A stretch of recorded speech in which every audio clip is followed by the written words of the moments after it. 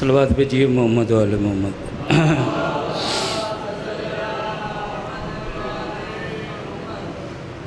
اپنے اپنے مرحومین کی بلندی درجات کے لیے ایک دفعہ پھر صلوات بھیجیے۔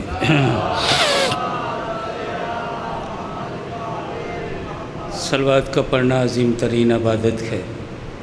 یہ وہ عبادت ہے جس میں لا شریک بھی اپنے بندوں کے ساتھ شریک ہوتا ہے، اور آل محمد کو لائق صلوات سمجھتے ہوئے صلوات بھیجیے۔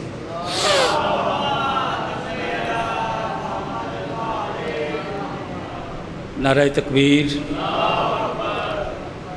اللہ علی اور آل محمد کا بھی خالق ہے۔ نعرہ تکبیر، نعرہ رسالت، نعرہ رسالت، نعرہ حیدری، نعرہ حیدری، حسینیت، حسینیت، یزیدیت، یزیدیت، آل محمد کے دشمن پہ لعنت، ہر دور کی حجت خدا کے دشمن پہ لعنت، مخدومہ کنین کے قاتلوں پہ لعنت، بنت پیغمبر کے دشمن پہ لعنت۔ صلوات بر محمد و آل محمد۔ بسم اللہ۔ حیدری صاحب، انہی دعائیہ کلمات کے ساتھ آغاز گفتگو ہے۔ میرے اللہ بانیان مجلس بابا جی سرکار، مظلوم شاہ صاحب اور ان کے برادرم جتنے بھی ہیں، اس خاندان کے جتنے بھی خانوادہ، ان کا یہ فرش عزا بچھایا اپنی بارگاہ عظمیٰ مقدسہ و اعلیٰ میں قبول و منظور فرمائے۔ اور جتنے مومنین مومنات جو قدم با قدم ساتھ با ساتھ منزل با منزل چل کر آئے ہیں، ان کا یہاں بیٹھ کر سانس لینا بھی افضل ترین عبادت میں شمار فرمائے۔ اور آپ تمام احباب کی نیک اور شریک حاجات کو قبول و منظور فرما۔ بانی مجلس کے مرحومین اس دار فانی سے جو انتقال کر چکے ہیں، اور اس بستی کے مرحومین مومنین مومنات جتنے بھی اس دار فانی سے انتقال کر چکے ہیں، انہیں قرب محمد و آل محمد میں جگہ نصیب فرما۔ شفاعت آل محمد ان کا مقدر بنا۔ ایک بلند ترین صلوات پڑھیے تاکہ تمام دعائیں مستجاب ہو جائیں۔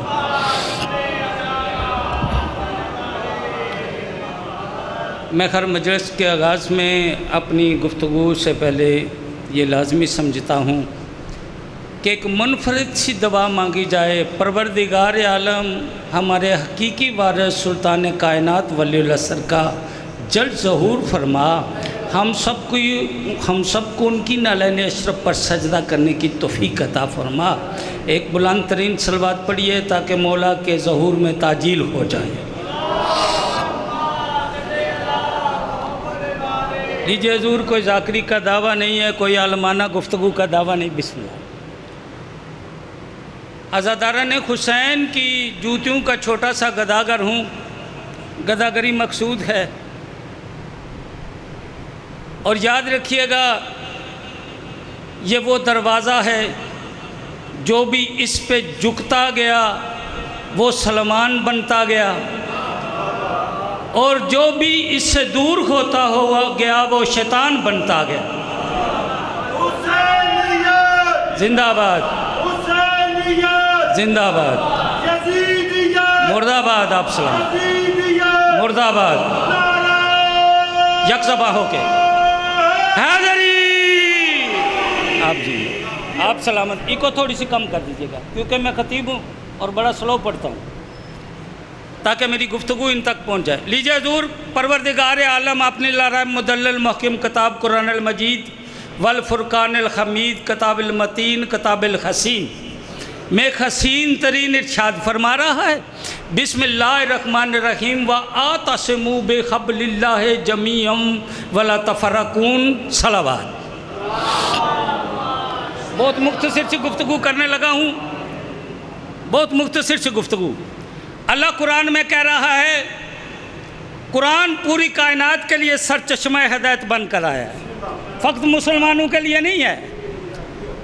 جیسے حسین پوری کائنات کے لیے سرچشمہ ہدایت بن کر آیا ہے، ویسے ہی قرآن بھی پوری کائنات کے لیے سرچشمہ ہدایت بن کر آیا ہے۔ سمجھ آ رہی ہے نا؟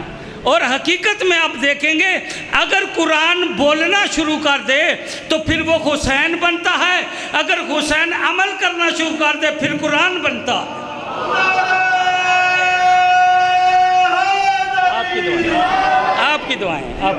آپ کی دعائیں میری جرت نہیں ہے۔ اللہ کہہ رہا ہے وَاعْتَصِمُوا بِحَبْلِ اللَّهِ، اللہ کی رسی کو مضبوطی سے تھام لو اور تفرقات میں نہ پڑو، تفرقے نہ کرو، فرقوں میں نہ بٹو، جھگڑا نہ، تفرقہ کا مطلب ہے جھگڑا، دین میں جھگڑا نہ کرو، دین میں اپنی مرضی شامل نہ کرو۔ اب قرآن کہہ رہا ہے وَاعْتَصِمُوا بِحَبْلِ اللَّهِ جَمِيعًا وَلَا تَفَرَّقُوا، اے دنیا والو اللہ کی رسی کو مضبوطی سے تھام لو اور تفرقات میں نہ پڑو، یعنی فرقے نہ بناؤ، فرقے نہ بناؤ، فرقے نہ بناؤ۔ اللہ کہہ رہا ہے فرقے نہ بناؤ۔ ملا مسجد میں بیٹھ کر کہہ رہا ہے تو سنی ہے، تو شیعہ ہے، تو اہل حدیث ہے، تو وہابی ہے۔ اب بتاؤ نا، جب قرآن کہہ رہا ہے، کیا ملا نے قرآن نہیں پڑھا؟ اس آیت کو نہیں پڑھا؟ جب علام منع کر رہا ہے پھر مولوی کی کیا جرت ہے کہ تم سنی شیعہ؟ نہیں، اللہ کہہ رہا ہے اللہ کی رسی کو مضبوطی سے تھام لو۔ مسجد نبوی ہے، اب اللہ کی رسی تو سنی، نہ تو کوئی رسی لٹک رہی ہے، نہ تو کوئی رسی اللہ نے آسمان سے نیچے لٹکا رکھی ہے کہ ہم اس کو پکڑ لیں جناب، تھام لیں، اس کا دامن نہ چھوڑیں۔ اب یہ اللہ کی رسی ہے کیا؟ قرآن جب بھی کرتا ہے اشارہ کرتا ہے، اور تدبر آپ پر واجب ہے کہ قرآن تلاش کیجئے کہ یہ اشارہ کہاں جاتا ہے، اور یاد رکھیے قرآن اشارہ جو بھی کرتا ہے اس کی آخری منزل جو ہے وہ یا تو محمد ہے یا آل محمد ہے۔ حیدری آپ جی ٹھیک پڑھ رہا ہوں نا جناب؟ ناگوار تو نہیں گزر رہا؟ لیجئے، مسجد نبوی ہے، ممبر رسول ہے، رسول بنفس نفیس موجود ہیں، 1,24,000 صحابہ کا مجمع ہے، بڑے بڑے اکابر صحابہ ہیں جناب، بڑی بڑی ہستیاں ہیں، کلگیوں والے صحابی ہیں۔ کون کہتا ہے ہم صحابہ کی تعظیم نہیں کرتے؟ ہماری جرت ہی کیا ہے؟ عزت آل محمد کی قسم، بی بی کی عزت کی قسم ہے، جس نے بی بی کی تعظیم کی ہم اس کے قدموں پہ سلام اور سجدہ کرتے ہیں، جس نے بی بی کی توہین کی حکم خدا اس پر آج بھی لعنت کرتے ہیں۔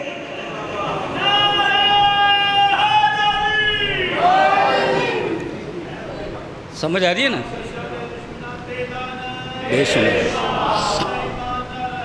حیدری سرکار بیٹھے ہوئے، بطول کے بابا، زہرا شہزادی کے بابا، علی کے مولا، حسنین کے نانا۔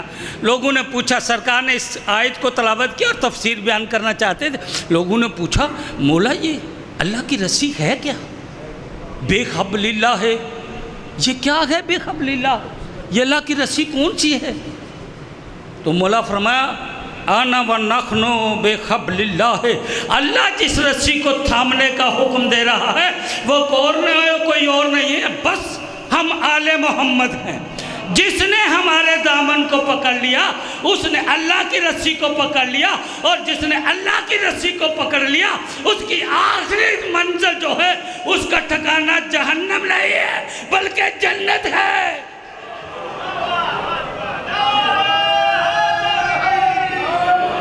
اور جب آپ نے آل محمد کا دامن پکڑ لیا آپ کبھی بھی تفرقات میں نہیں بٹیں گے حضور، آپ فرقوں میں نہیں جائیں گے۔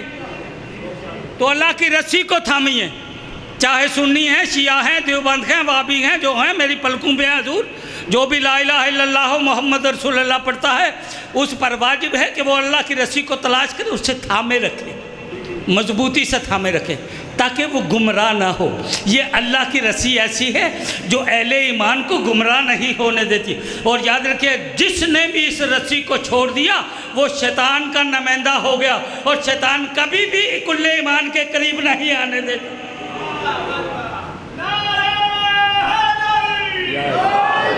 بسم اللہ، سلامت رہیں۔ اللہ کی رسی کون ہے؟ بولیے، اللہ کی رسی کون ہے حضور؟ آل محمد۔ یہ 14,5,12 اللہ کی رسی ہیں، اور جس نے ان کا دامن تھام لیا وہ فلاح پا گیا۔ اب اللہ کے دین کی 2 ستون ہیں جن پر اللہ کے دین کی بلڈنگ کھڑی ہے، ایک حلال ہے کبرا، ایک حرام ہے۔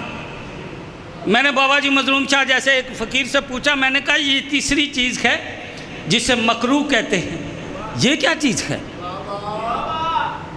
ایک حلال ہے قبلہ، اللہ کا دین دو ستونوں پر کھڑا ہوا ہے، ایک حلال ایک حرام۔ تو میں نے ایک بادشاہ سے پوچھا، فقیر سے، میں نے کہا یہ مکروہ کیا ہے؟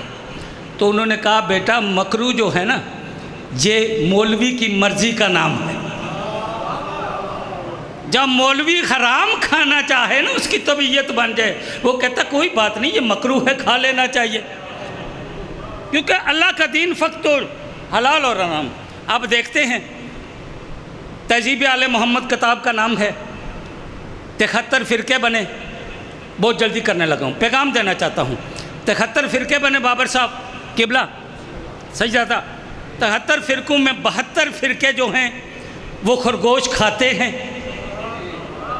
بولیے گا میرے ساتھ، قبلہ 73 فرقوں میں 72 فرقے خرگوش کھاتے ہیں، ایک فرقہ خرگوش کو حرام کہتا ہے۔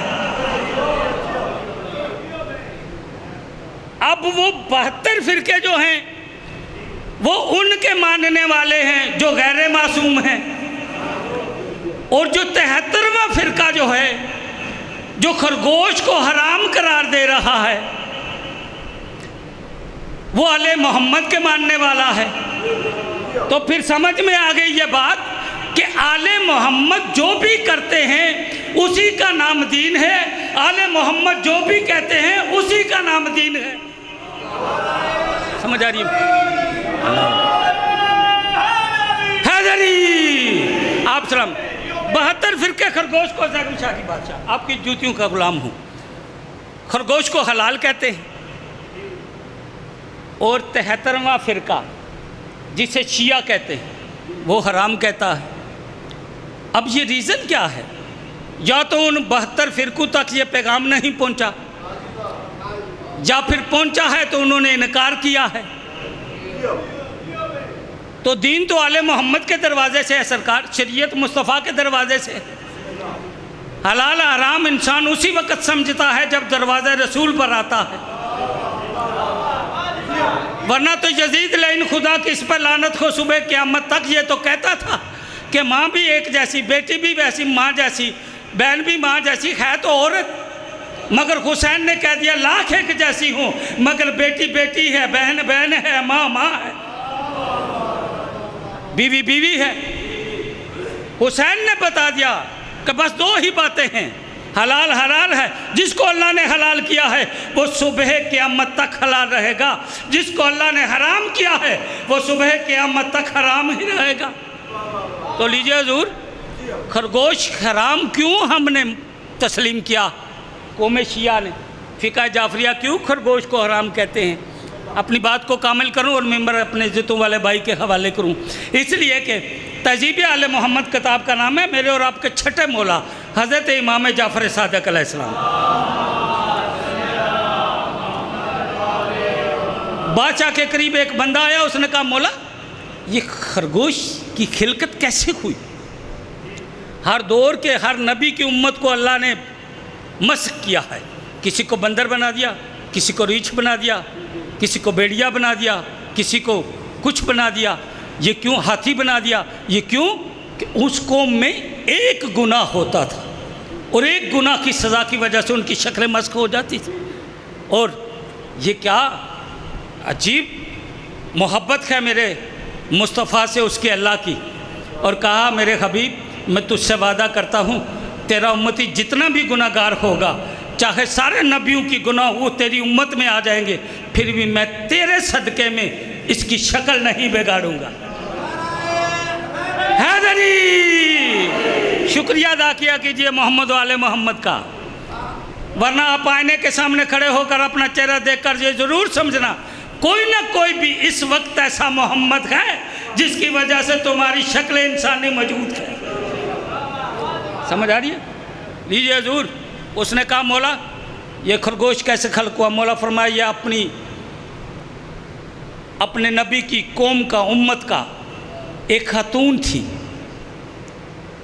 اور بڑی بدکار خاتون تھی، اپنے شوہر کے حق میں خیانت کرتی تھی، اور اپنے شوہر کی پیٹھ کے پیچھے برائیاں کرتی تھی، پیغام ہے،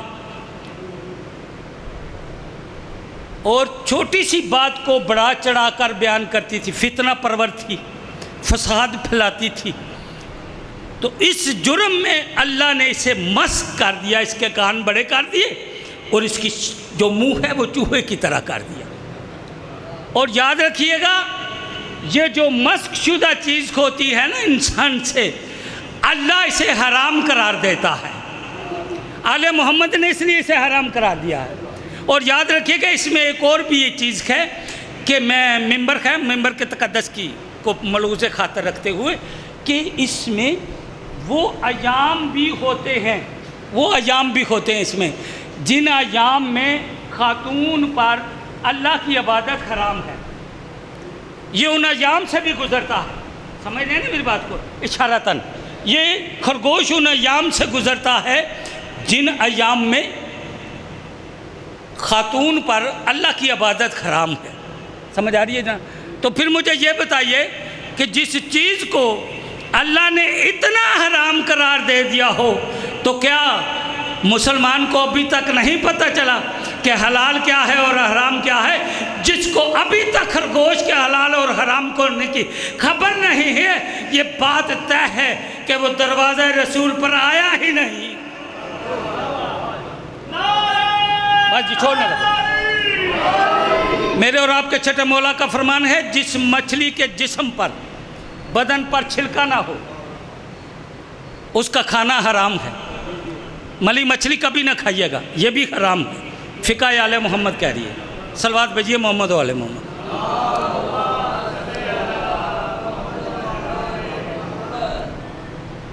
اس گھر کی عزت بڑی تھی، عظمت بڑی تھی، کیوں نہ عزت ہوتی، کیوں نہ عظمت ہوتی جن کا قصیدہ خود خدا پڑھتا ہے۔ اس گھر کا ایک ایک بچہ نور علی نور ہے۔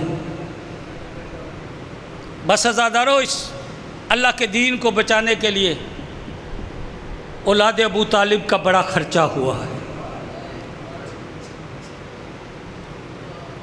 شام سے باہر قافلہ رکتا ہے، بس میں نے ایک ہی جملہ کہنا ہے، 15 اذانیں علی کی بیٹی نے شام کے باہر سنی۔